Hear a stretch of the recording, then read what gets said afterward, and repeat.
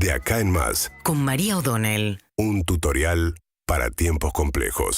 Bueno, ayer volvimos a ver la foto de Cristina Fernández de Kirchner, la vicepresidenta, junto a Alberto Fernández, después de lo que había sido la última aparición pública en aquel acto del día de la derrota de las PASO, el 12 de septiembre, donde Alberto Fernández había sido el único orador, el único que de alguna manera se hacía cargo de la paliza electoral del Frente de Todos en las PASO.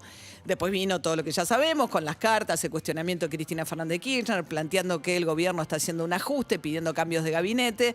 Y ayer hubo toda una situación también bastante teatral, si se quiere, que representó cómo está la situación hoy.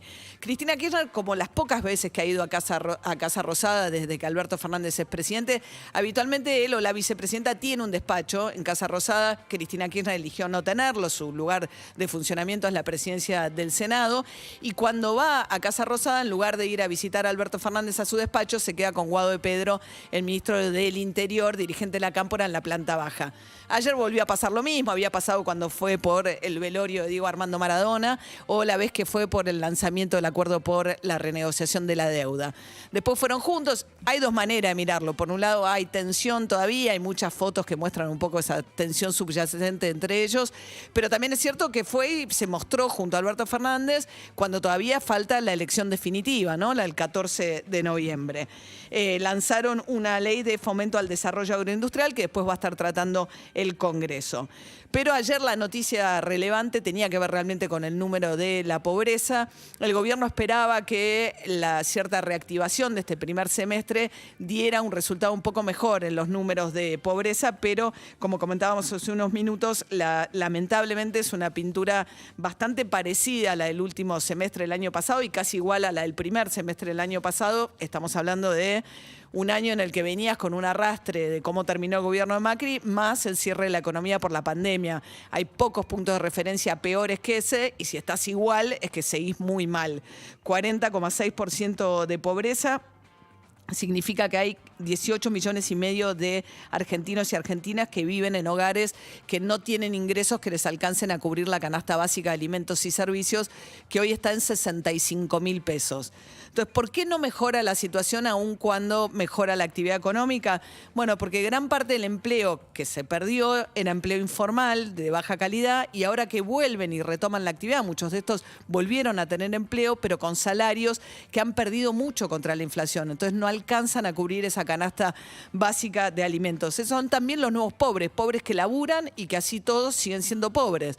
No es que no tienen un empleo muchos de estos hogares, sino que si uno ve además, porque ayer también salió, y es muy interesante, la evolución de los salarios que publicó el INDEC a lo largo del último año, y los únicos que en un año lograron más o menos acompañar la inflación fueron los trabajadores asalariados registrados. En 12 meses tuvieron un incremento promedio del 51% de los salarios.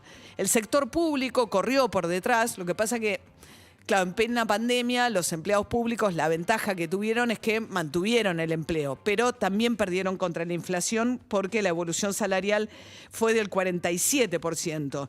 Pero si vos mirás lo que pasó con los trabajadores informales a lo largo de los últimos 12 meses, que tuviste una inflación arriba del 56%, el incremento fue del 37%. Entonces tenés una pérdida de casi 15 puntos contra la inflación en los que sí lograron recuperar empleo después de la pandemia, volvieron a empleos que están pagándoles muy por debajo de la evolución de la inflación. Y eso es lo que te explica esto.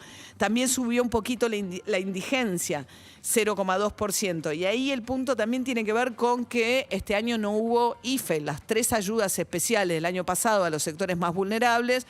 A pesar de que hubo nuevos cierres en la economía en abril, no hubo ese tipo de ayuda. Entonces también te sube un poquito la indigencia, que son aquellos hogares a los que no le alcanza ni siquiera para una canasta básica de alimentos, que encima es bastante reducida.